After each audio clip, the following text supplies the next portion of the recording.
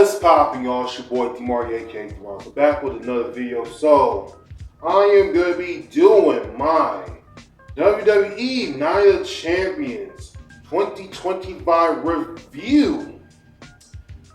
You know, this show this afternoon wasn't bad or anything spectacular. Nothing too surprising going on. But it was just a good show for what it was.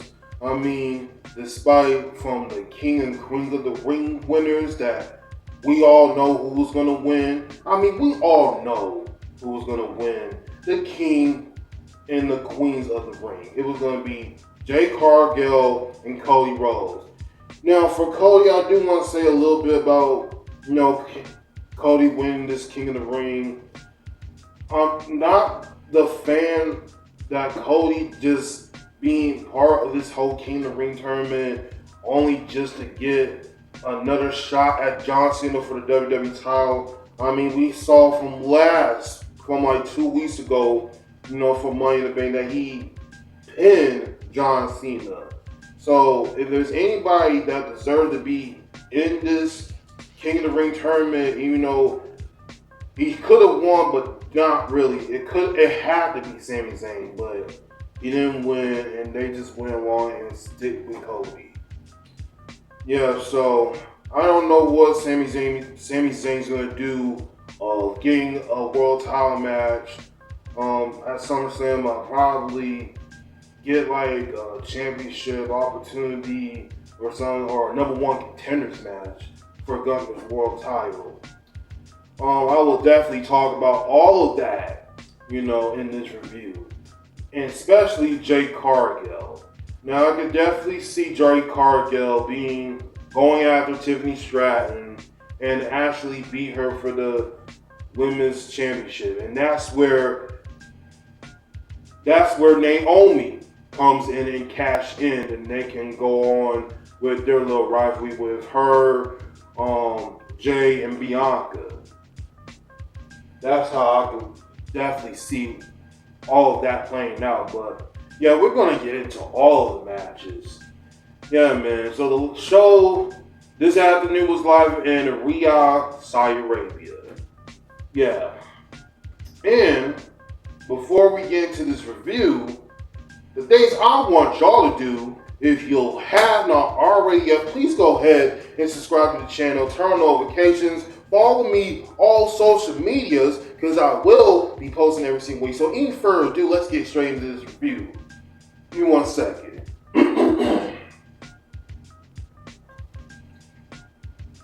Alright. So, the first match of the afternoon was the King and Queen. King of the Ring tournament. The King of the Ring finals. Randy Orton, Cody Rhodes. This was a good match. As I was expecting, these guys have history with one another. And there were times in the match that I saw Randy when he hit the suplex from the top rope, and he was definitely like fairing his lower back. The repair surgery that he had his surgery on his back. So I was kind of a bit worried, and that's already coming through the effects of him already again. But throughout the match, Randy was definitely staying like, what word I'm trying to find? He was still a bit average. He was still active in the match, which the match was well done. Cody beats Randy, and he is the King of the Ring winner. Now, I like the match, but I do have to point out one thing. That when Randy Orton got out the ring, grabbed a chair, distract the referee, Randy took off the turnbuckle pad. And Randy was going to do an RKO, but Randy got hit with the exposed turnbuckle, and Cody hit the crossroads, and yeah, that was it. That was it from right there. I did like the match, but the ending of the finish, though, I'm not gonna lie, it was kind of lame the way that Cody win. He could have just win without cheating, even though he got the advantage of it, but he still won the match though. But honestly, this was actually a very good match. Very good match. And once again, I wish Sammy was part of the finals so he could actually win King of the Ring and actually go after the world title. But we already know that Cody is going to go after John Cena, mostly at SummerSlam, to win back the WWE title. So this was a good match, not too bad or anything, anything cycle, but it was good. Now the next match, Rhea Ripley versus Raquel Rodriguez in a street fight. Honestly, this match should not even be on pay-per-view. I'm sorry. As much as I like Rhea, but Raquel, honestly, this match was just put on the card just to be put on there. I don't know why, but it was. It was. And during the match, they didn't really did like nothing that was like, all of that crazy. Other than the fact that there was a bit of interference in the match from Roxanne Perez, who I read that she is going to be the potential person to be taking over Liz Morgan's spot as the women's tag team titles, which honestly I do not care.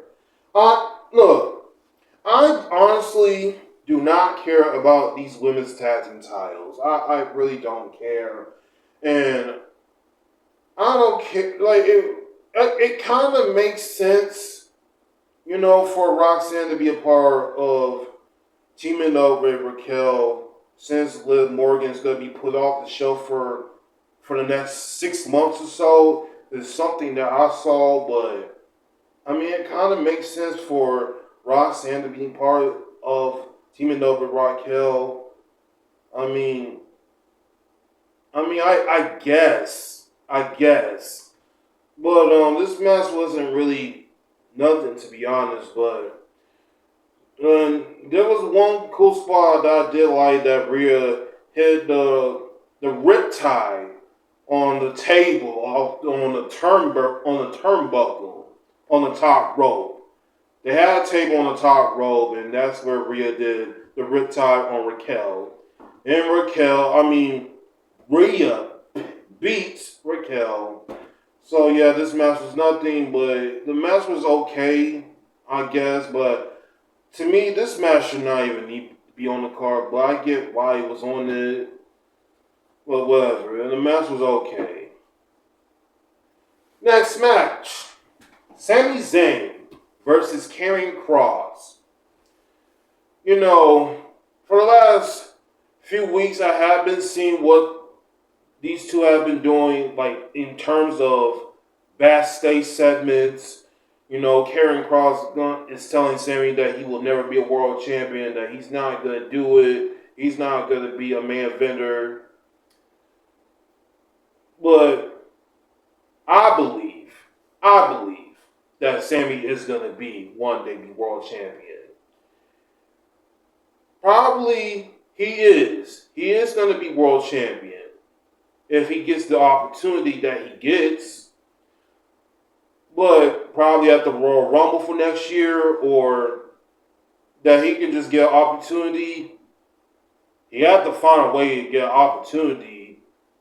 I don't know what that be is, getting a number one opportunity, a number one contendership match, a number one contenders match to see who was going to fight Gunther for the world title at SummerSlam. So yeah, so this match was good too.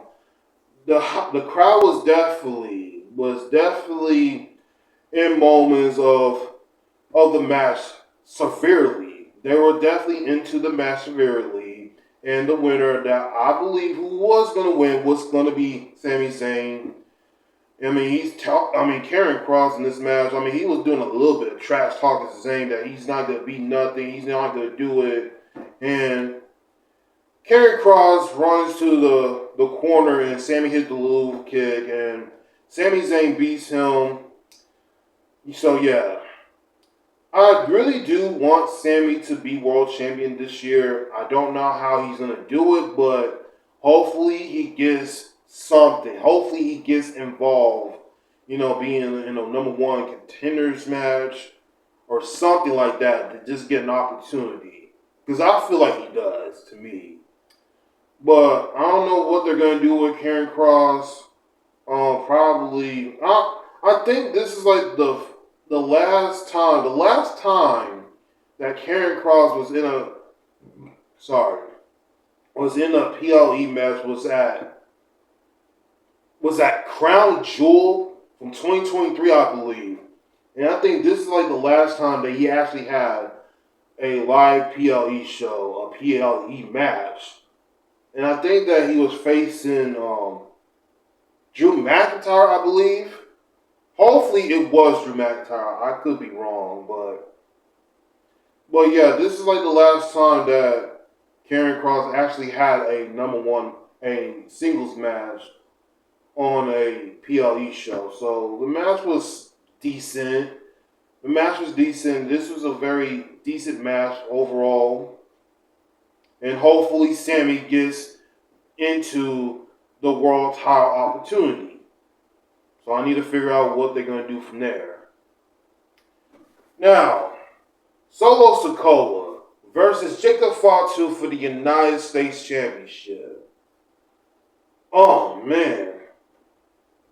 We got a lot of surprises through this match.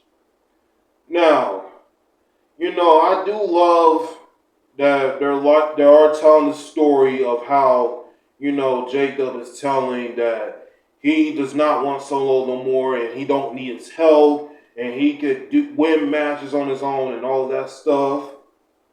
And mostly that Solo is trying to bring Jacob back of his not say henchman, but the man of Solo's bloodline. And I do been liking a little bit of that, what they've been doing. I actually been liking what they're actually been doing with this. But I honestly did not know. I really did not know that Solo was going to beat Jacob like this from this afternoon, being the United States champion. Well, we get to that in a second. But we also got some surprising returns through this match. We got the return of Tonga Loa. And there were some interference in the match that JC Mateo, Jeff Cobb came out and interfered in the match. And I think Jacob going up to the top rope about to do a senton, but the dude in the black hoodie, black pants and all was Tonga Loa. And then Jacob did the mighty moonsault on Solo, and there's no referee because the referee's taken down. And somebody pulls Jacob out of the ring, and it was Hikuleo. Hikuleo made his TV appearances for the first time in WWE. I honestly don't really know too much about him. I'm pretty sure that he was mostly just wrestling for New Japan and all that, but I honestly don't really know much. I don't really know much about him, but he came out, pulls Jacob out of the ring, and did a choke slam through the announce table, and then he threw Jacob back in the ring, and Solo hit the Samoan spike, and 1, 2, 3, Solo is the United States champion, the new U.S. champion. So, oh man, but this was definitely a good match too. This is definitely a good match. And now since Tonga Loa and now Solo added a new person into the group, I don't know when Tama Tonga is going to come back. I'm hearing that he is still injured. Probably he does come back. Hopefully have a full speed recovery. So hopefully he does return sometime by this year. Join back with Solo's bloodline, but yeah, man. I did not expect for Solo to win the United States title this soon. No, I was thinking that they would save this till SummerSlam. But I can probably see them doing a rematch. I can probably see them doing another rematch against Solo and Jacob for the U.S. title. We're going to have to see. Maybe. But we're just going to have to see what happens. So, the Queen of the Ring tournament finals. Jade Cargill versus Asuka. This match was okay. We already knew who was going to be the winner of this Queen of the Ring tournament. We all knew it was going to be Jade Cargill. But the weird finish that she did, it was kind of a bit off. I mean, it was kind of a bit off. After she hit her finisher and pins Asuka, she fell all the way back just to make a pin, and it kind of felt awkward. I don't know why it did, but I feel like that shouldn't even happen. The finish of the match, I feel like that was like not the part of the match that was not supposed to happen.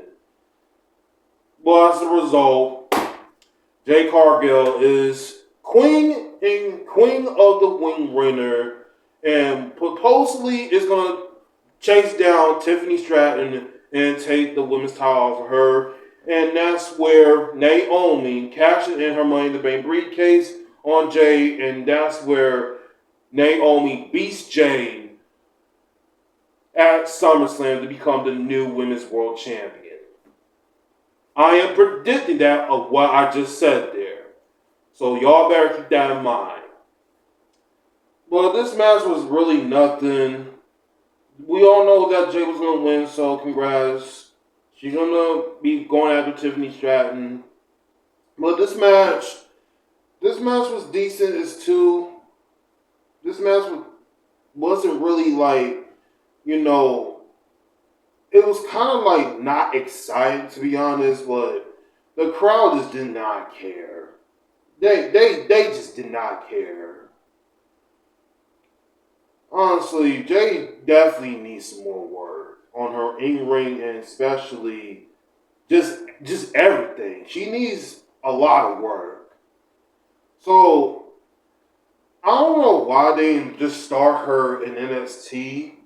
I mean, they could have just have her stay in NXT for a couple years or so, and when it was time to get her called up to the main move, from the main roster, I feel like they could have done that, but they just move her up to the main roster, skip NXT, and go straight to the main roster. So yeah, she really do need some work. So yeah, that's all I can really say there. The main event: John Cena versus CM Punk for the undisputed WWE Championship. Good match, I would say. These two had feral history with one another. They worked together with one another, and I thought they did absolutely good here. There was a lot of near falls in the match where that John Cena did 4 AAs and CM Punk kicked out of them, and CM Punk hit the GTS on John and he kicked out, and as soon that Punk was going to pin John, Seth Rollins' music hits, and he comes out with Braun Breaker, Bronson Reed, and Paul Heyman.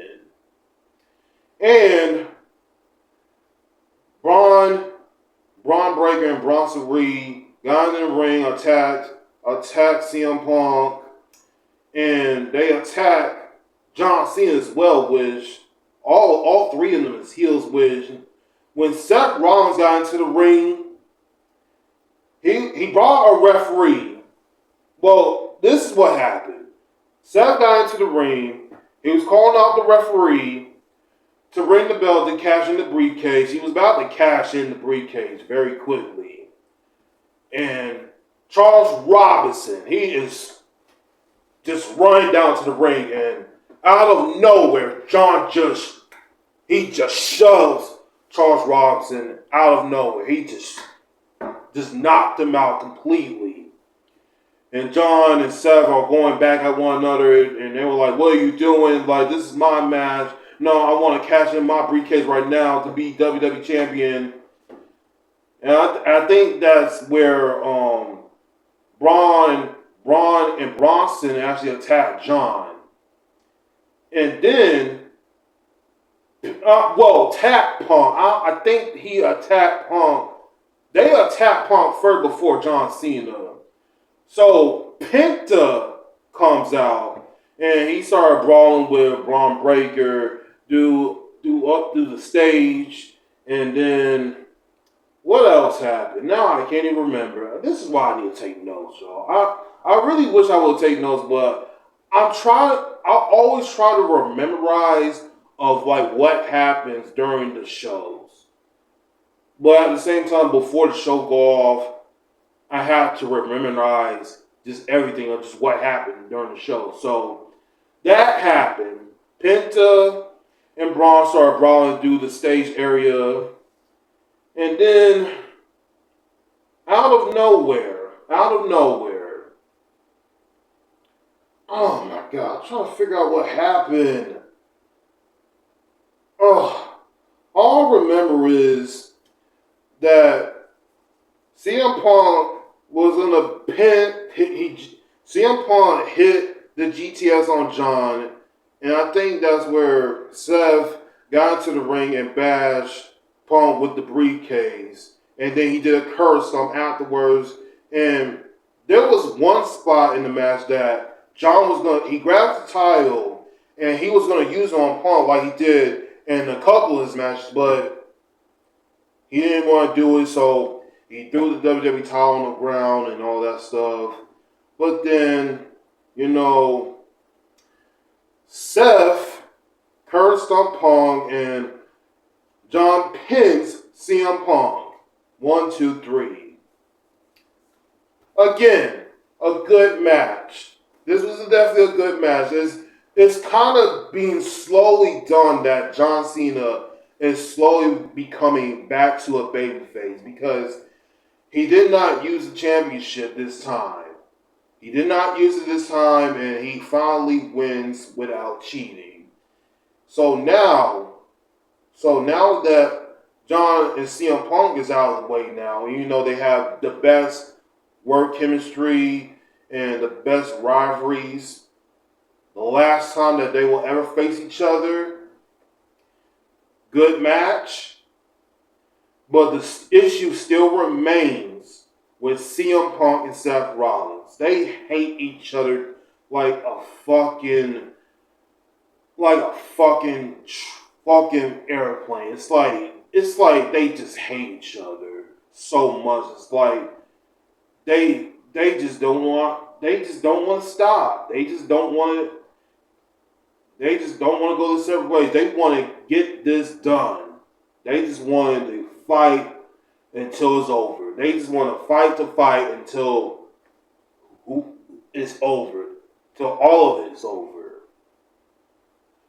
But now the thing about this is now that CM Punk and Seth probably may face each other again.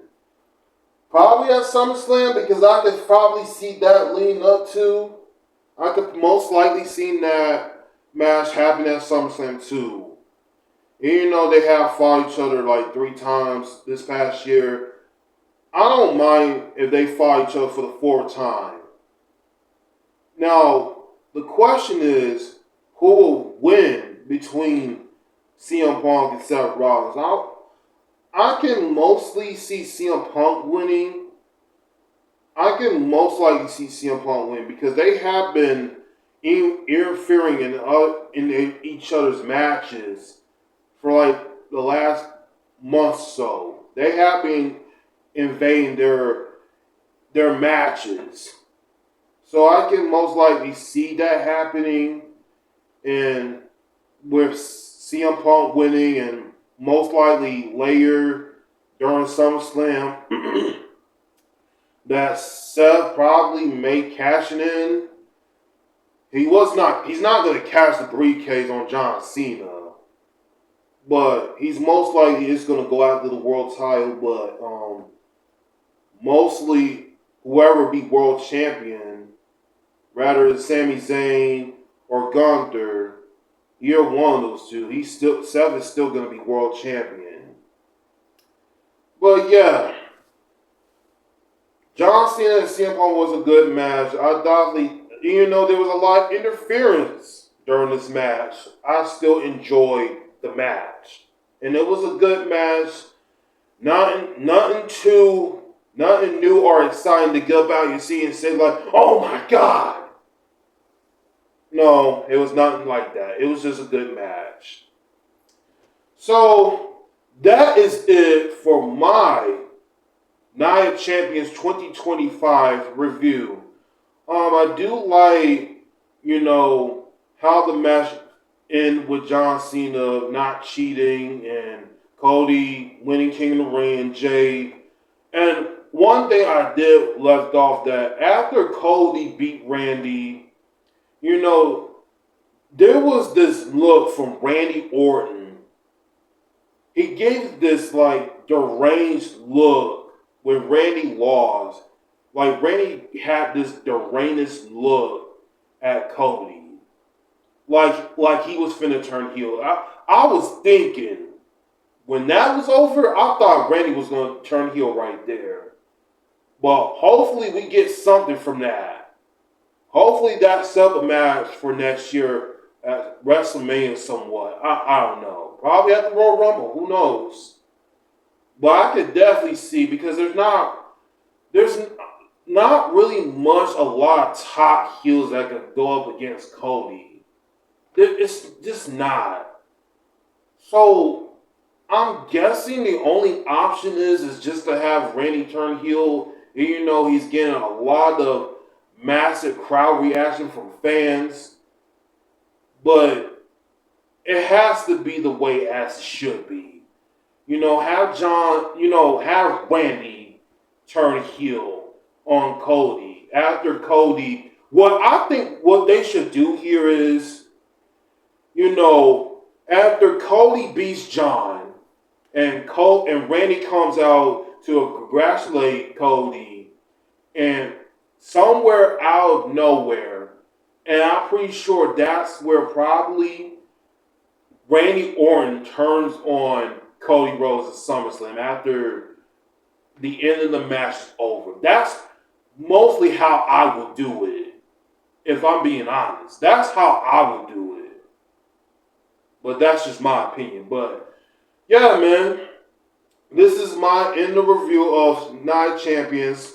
But I want to get your thoughts of your matches and your presentation of the show. How do y'all enjoy Night Champions? Y'all let me know how you feel about it. And follow me on social medias. Turn on notifications. Subscribe to the channel if you haven't already yet. Follow me on social medias because I will be posting every single week. I'll be back with another video, y'all.